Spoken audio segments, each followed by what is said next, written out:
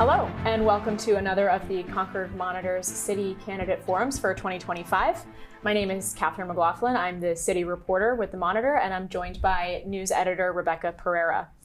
At the moment, we're speaking with the candidates for City Council in Ward 8. That's Jonathan Cates and incumbent City Councilor Ali Sekou. We're going to start things off with your opening statements, and we're going to go alphabetically. So, Jonathan, start things off. So I grew up here in Concord, been here for 32 years. We're roughly the 10th generation here. The city is not what it once was. You know, when I grew up, I rode my bicycle from 470 Josiah Bartlett Road all the way to Concord High School without a problem. Where we sit right here. I can't send my kids doing that today. Between the drugs, the homeless, the crime, it's just gotten out of control, and it's time for something to be done. Between that and the spending, I mean, going up 4 to 5% in taxes, 3% this year, 3% this year, cumulative 19% over the last 10 years, it's just gotten ridiculous. It's time to hold people accountable, and it's time to take things back. It's just, we can't keep doing this.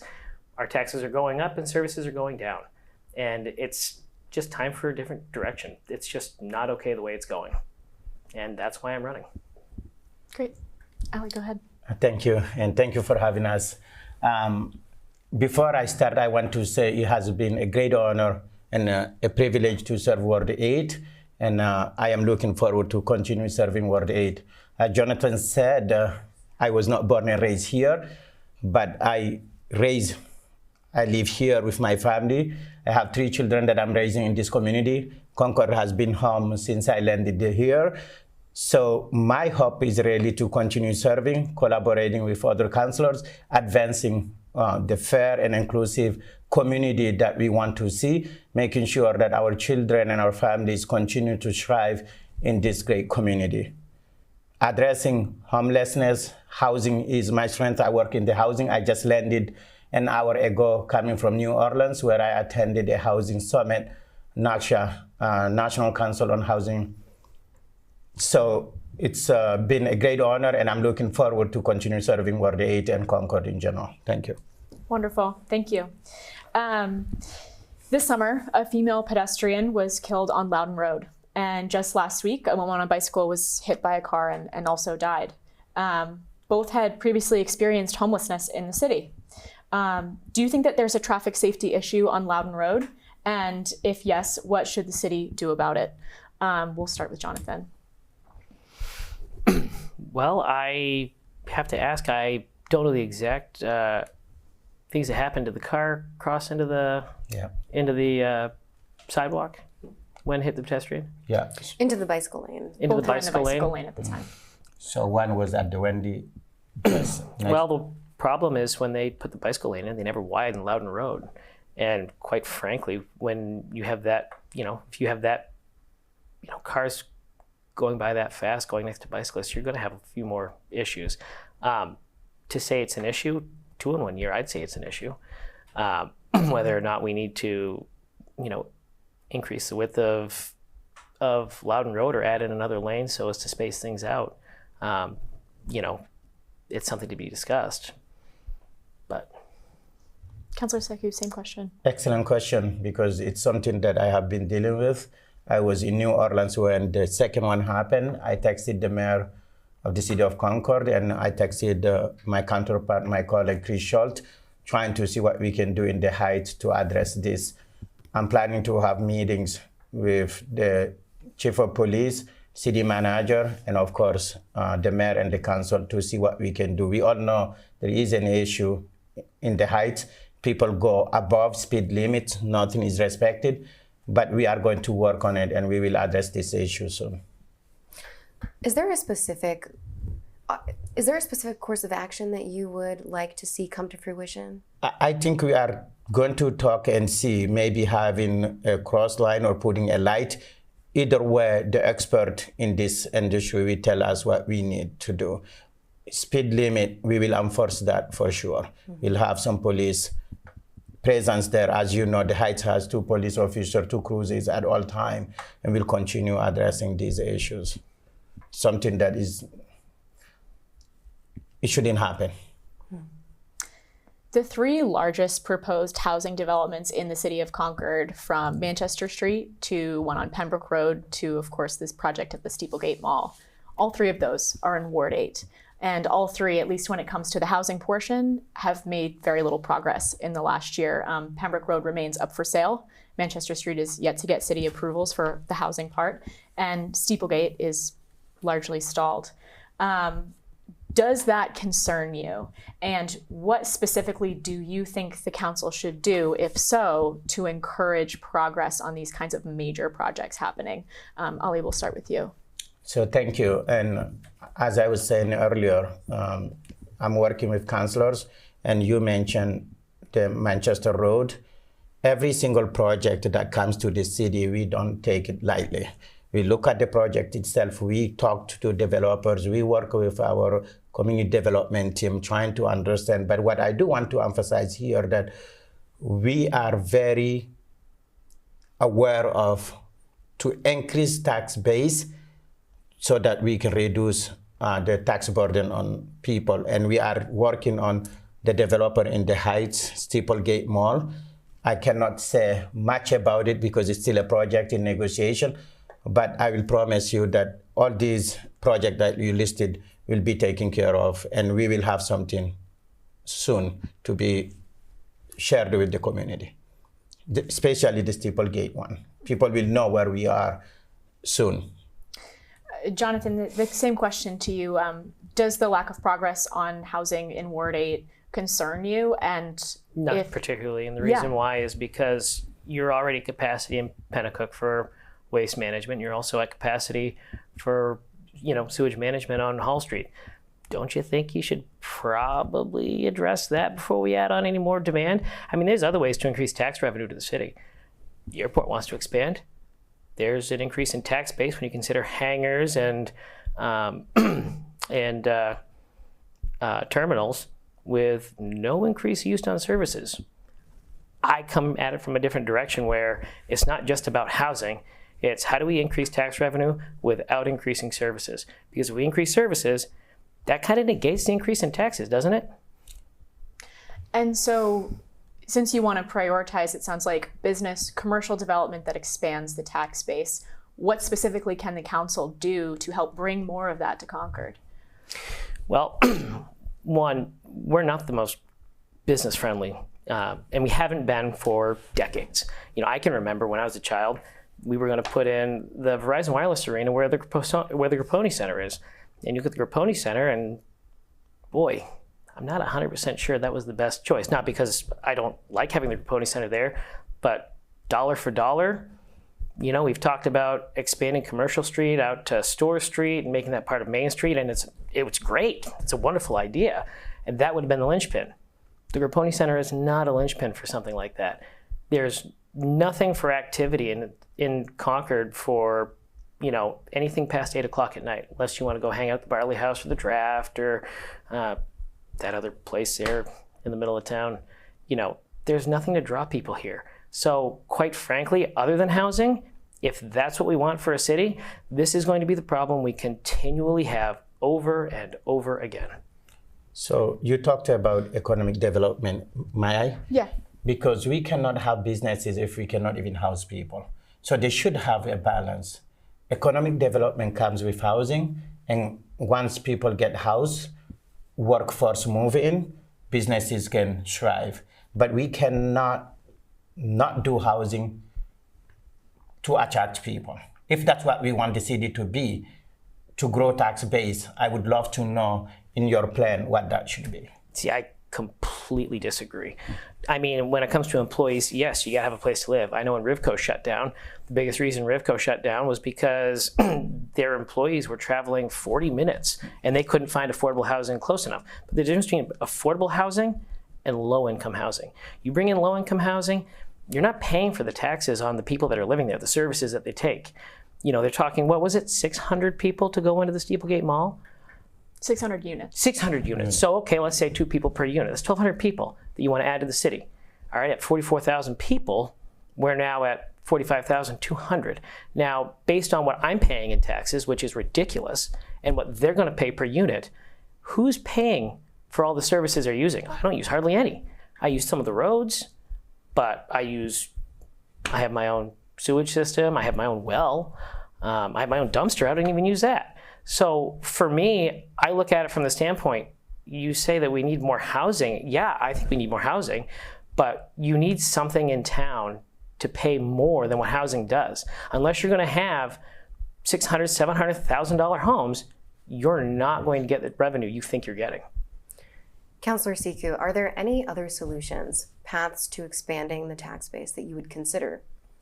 John, we've talked a little bit now about a couple of them, and they've come up in conversation. Nightlife, expanding and providing incentives for businesses to come to Concord, apart from providing housing for their employees. Are there any other possible avenues toward expanding that tax base that you would consider, that you would express a curiosity about? I think, as Jonathan was saying, right, I think it's contradictory, because you cannot say you want to see a community thrive. You agree that we should have housing, but you think housing is not a solution.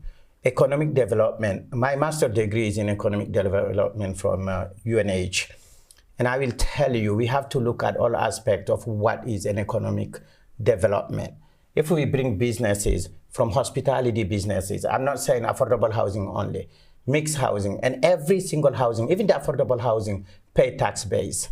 And in the Steeplegate Mall, where we are talking now and negotiating, there will be 2 big businesses that we are planning, if everything works out, to be there. So our kids that are going up here will get the opportunity that they don't have to travel the 45 minutes or 40 minutes you said, for them to get in the city to work. And that's why you said they close, if I understood it. My point on that is you're already strapped on Loudon Road. I mean, your emergency services are strapped. So you want to add 1,200 more for the Loudon Fire Department? They're already short-staffed. The entire Concord Fire Department is short 9 full-time employees.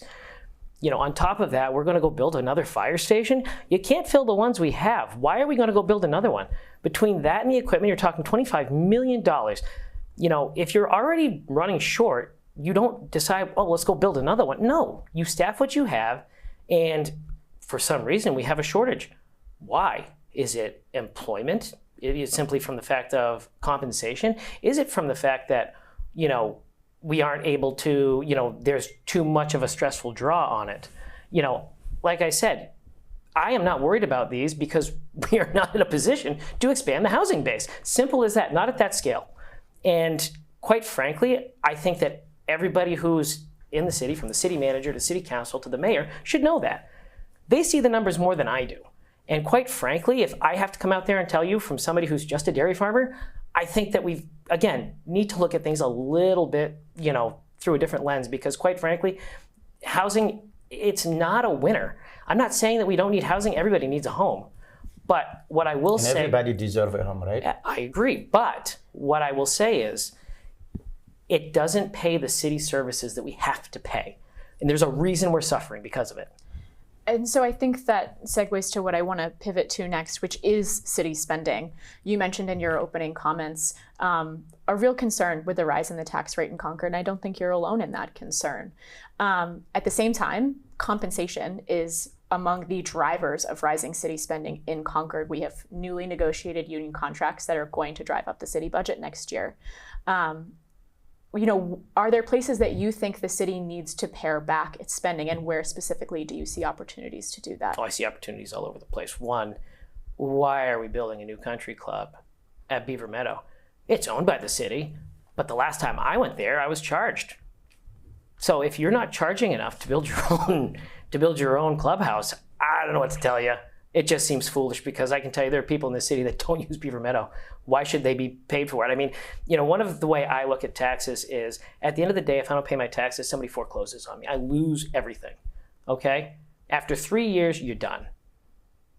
Is it really worth it to do that for, you know, do you think it's okay for the city to do that for what? The clubhouse at a golf course I don't even use? I don't think so. And I think to ask any of the taxpayers in Concord to have to pay for that is an absolute ridiculous abuse of power. I mean, right now we're talking about a new police station. We need that. I agree with that. Fire station, if we could staff the ones we had, yeah, I'd agree with that too. I just don't think it's a very good idea to build something that we can't even staff what we have. And yes, the budget, we need to increase salaries because of the cost of living. But tell me something. When it comes to increasing fleets, do you know how much it costs for a 10-wheeler by Freightliner right now to spec out for the city? I can tell you, it's almost $300,000. It is, I think, incumbent on the city to sit there and put out what we need for equipment. And whether or not we're going to sit there and say, $300,000, you can go out and buy a used one for $50,000. Go out and buy 2 used ones, and when one breaks, drag it out of the road, and the people who are paying to work on our equipment, they can fix it. That's their job. That's what I have to do. I run a business. I don't go out and buy new trucks. The trucks I have are 20 years old or more, and I have to keep them on the road just like the city does. So why am I paying the amount of money I am in taxes for them to go out and buy new equipment and then turn around and jack up my taxes and then say, well, we also have to do salary? I agree, we do have to increase salary, but it can't be both. You gotta at some point pick, you want employees or do you want new equipment? Mm-hmm. And Ali, I'm gonna get the same question to you about ways to pare back city spending, but I do wanna clarify your position on the fire station versus the police station. You understand that the police department is also short-staffed. They also have positions that they're unable to fill. Yes, but the police station is... Why do you feel that the city needs a new police station but not a new fire station? We only have one, and the current police station we have is in pretty disrepair. It is taking quite a bit of money for upkeep, and quite frankly, for the fleet that we have, we don't have the space to keep the current fleet that we have, and they do have another property that they own. I disagree with the purchase of that property, but we already own it. We might as well move it over there and take advantage of what we have. But that's why I disagree. Yes, we're short-staffed, and I agree we need to address that. But I just went out and saw a bunch of brand new Tahoes. Did we really need new Tahoes? Or could everybody been just a little happier with the old Explorers they had? And quite frankly, those are the hard decisions. You want a new car or do you want a 20% increase in your salary? Your choice. That's what running a city needs to be like. It can't be, well, we're going to get it all. Because I'm going to tell you something. When you've got elderly people who are worried about coming out of their homes because they can't afford the taxes when they've been there for 60 years, I think that's an atrocity. And people should be ashamed for that. Okay. I want to throw it over to you, Ali. Let's start, there's a lot to unpack there, but let's start with the question about spending. Do you think that there are ways that places where the city can tighten its belt over the next couple of years, and where would you push to see that, if so? There is always ways that when it comes to budget and finance, right? And I will share with you, as an incumbent, we did try, and if you know the first, you have been covering, the first proposal to where we landed was a good in many ways, because at the end of the day, we live in a city that we want all the amenities we want to see. Public safety is very important to me and to many of the community I serve, and including Jonathan, who said that we need today fire department and we need police department. We cannot hire people to not put them in a condition that they should work on. When people ask me about fiscal responsibility, I said fiscal responsibility doesn't mean to not pay people what they deserve. If we want to be a city that attracts people, that is fair and consistent, we have to pay people fair wages so they can afford to live here and work here. And then they will take care of us. And I'm talking about here the first responders. My wife delivered 4 months ago. We have to call an ambulance around 3 a.m. Believe me, for life I'll be grateful.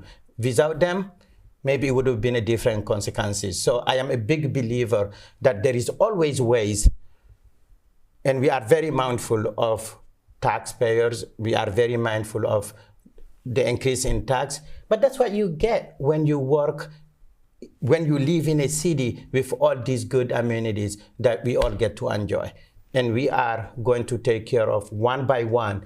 And I invite everybody in the city, when those come to the table, join us, let's share those ideas, and let's land somewhere where it's affordable for everyone. Can I quickly respond to that? I just want to, we did hear from you a lot. I just want to make sure I check in with him a little bit. Just specifically, do you think there are places that the city could find more savings than you were able to find this year, and where? Where we were talking about increasing tax bases. When we bring businesses in, we'll increase tax bases and it will help everybody. Yeah. As a quick follow-up to that, are there any specific incentives that you would suggest for attracting businesses? So I sit on the EDAC, the Economic Development, and with the Chamber of Commerce and many other organizations, people are always, the EDAC, we have been working with the master plan that is coming up to make sure that everybody have the opportunity to come and work together. And we will look from the hotel industry, which is the hospitality industry, to many other businesses. As you have seen recently at the Alley, they just opened a new business. So I personally think that the city is moving forward. I want to move on, if that's okay. A Concord man and the ACLU are currently suing the state over a loitering law that they say, as currently enforced both in Concord and across the state, unfairly targets people who live outside, that it, quote, criminalizes unhoused individuals for simply existing in public spaces. Do you think that Concord police enforce rules like this too much, appropriately, or not enough? And Jonathan, let's start with you. No, not enough. I've walked onto Main Street at 8:30 on a Saturday night and have seen homeless people spread out on the lawn of the State House. You know, I can have a great deal of sympathy for the positions that they're in, but we do have resources for them. And for those that want to take advantage and get out of that situation, there's plenty of resources for them to take advantage of. For those that don't, I am sorry. I don't think that it's incumbent on us to allow you to sit outside of our stores. I mean, we spent $25 million on Main Street, and to walk down there at 8:30 at night and see it relatively bare in the middle of August, it doesn't seem right for there to only be homeless people. I just, like I said, I saw a police officer that night, and I asked him, I said, what's going on? I said, this is a little disgusting. I said, it's not that I don't have sympathy, but I was like, we spent all this money for people to come into town and have a nightlife here, do something, go to restaurants. Everything's bare. And I was told, and I quote, we can arrest them if you want, but they'll just be back here tomorrow. And I said, why? Because the city prosecutor won't prosecute them. Why? Prosecutorial discretion. If you have a problem, call the city prosecutor. But he's like, it's just a waste of my time if I go through and start booking them. So it seems to me like, you know, yes, I can feel bad for them, but at the same token, what about the taxpayers that want to use that sidewalk when they get accosted? I mean, shouldn't we have some sympathy for them too? Maybe they're going out with their family. They don't get to do that very often. Like I said, it's kind of it's a hard thing to see that, you know, people are struggling like that. But at the same token, it's also just as hard when you see families who are struggling, you know, in other facets of life, not being able to enjoy themselves in town. Same question.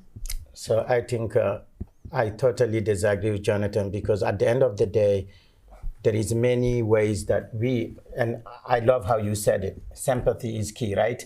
And many of them are brothers and sisters and family members and people that are Americans. And I think we have responsibility when it comes to them.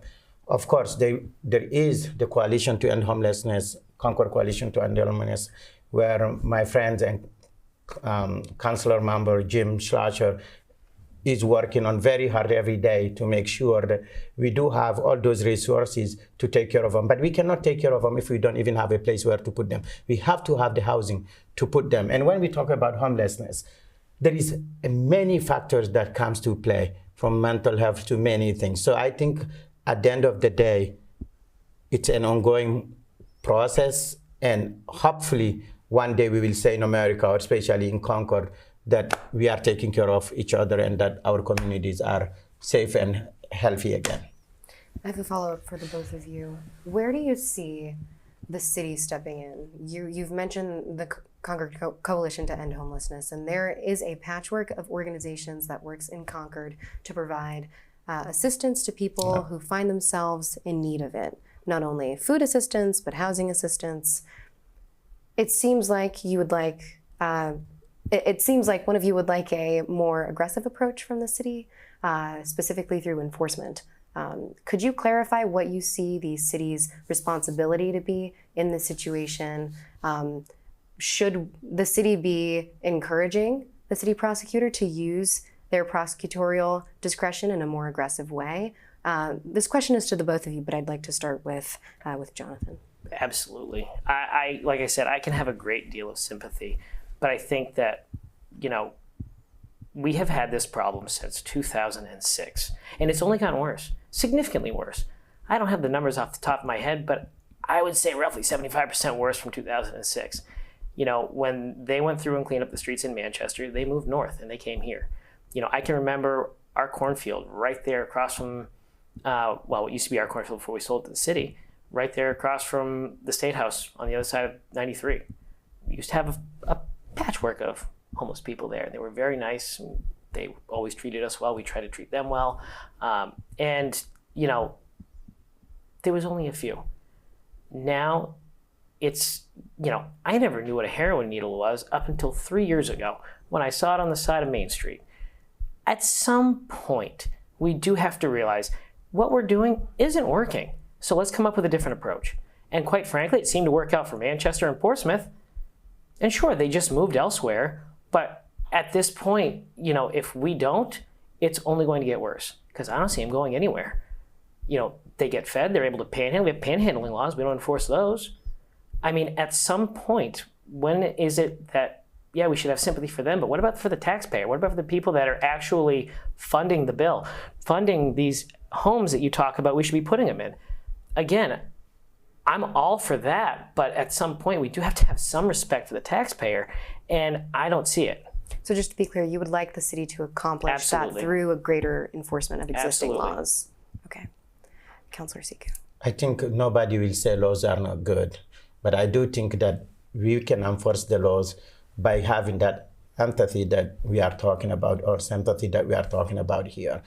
I see, as you said, many organizations coming together to address this issue. And I will sit here to tell you that we cannot address the issue. It doesn't matter how much resources we put in without housing. Because it's called homelessness because there is no place to put them, right? Because if we had housing today, the city of Concord hired 2 social workers that are taking care of our community now. And I think that's a great investment because the social worker will be able to talk to them on a personal level, from our senior citizens to the people on the street, the homelessness. So I think there is many things that are put in place. Of course, no city, this is a nationwide, 30% nationwide of this homelessness that we see around the country. So it's a process. We are working on the process and it will get done. For sure, we have to be aggressive in a way, but not as described here. Mm-hmm. Just a moment. It's clear that you believe strongly that housing is the solution, but to what extent do you think that it is the city's responsibility as opposed to this network of nonprofits? To what extent do you believe that it is the city's responsibility to provide that housing? So not to provide that housing, but or to facilitate that process of finding because the city has the responsibility to approve every project that comes to the city of Concord. Is that answer your question? Yes, Okay, it does. good. Yeah. And we are running up against our time, so we're going to pivot to closing statements. Same thing, you'll have a minute, and this time we'll start with you, Ali. Thank you. It has been a great honor, as I said, to serve Concord and to continue serving Concord. I'm asking everybody in Ward 8 to keep your trust and to keep working together to advance the city, to create an inclusive city for everyone. I'm raising my 3 beautiful children here, and it's a city that I call home, that I love, and I serve on numerous boards to just make sure that Concord is a thriving city for everyone. It has been a pleasure and an honor working with all the councilors. Thank you. Jonathan, go ahead. And as I said before, I'm Jonathan Cate. I'm running because I see a broken system. Like I said, I grew up here. I knew what it was like years ago. And there weren't that many more people now than there were back then. And we didn't have the problems we have now. And it's about time we take a turn and we think about how we're going to do things, because quite frankly, all I see is increased spending, and we're going to have more homelessness because more people are not going to be able to afford their homes with the increase in taxes and the increase in insurance and the increases in mortgage rates. It just doesn't work. When you're getting it from all sides, you'll eventually be homeless. And that's why I'm running, because at some point, enough is enough. And now it's enough. So I'm asking for your vote. please vote for me in November for Ward 8. Thank you very much. Well, thank you both for being here. We appreciate the time that you've taken to speak with us. Thank you to Concord TV for hosting us, and we hope to hear from you and see the outcome of this race on November 4th. Thank you. Perfect. Thank you.